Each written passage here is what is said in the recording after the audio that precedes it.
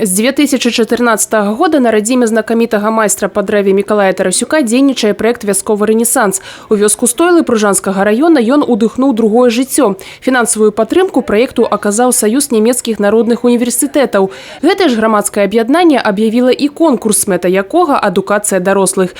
Каардынатары «Вясковага рэнесанса» прапанавалі стварыць школу рамёстваў на базе аднайменнага культурна-адукацыйнага цэнтра, а ў якасці вучняў запрасіць жыхароў навакольных вёсак. Другі раз так от сама себе думаю, а може гэта ўсё ў сне?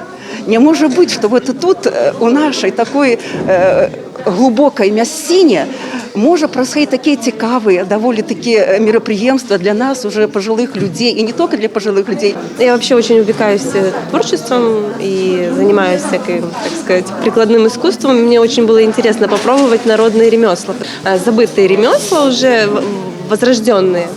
И это, мне кажется, очень интересно.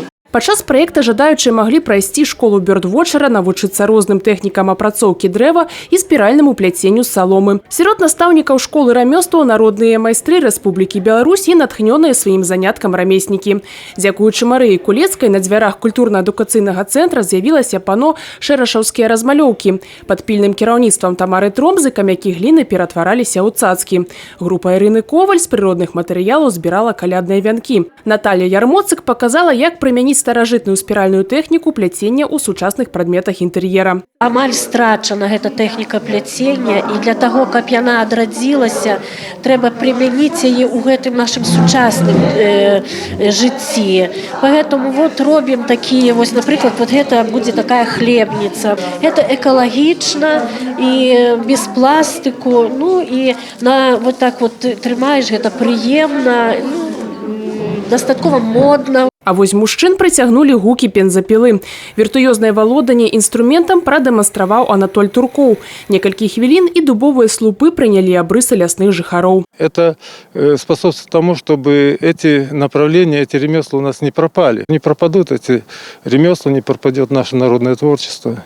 Для этого делается, чтобы сохранить это. Школа рамёстваў у Стойлах – праект далёкаідучы.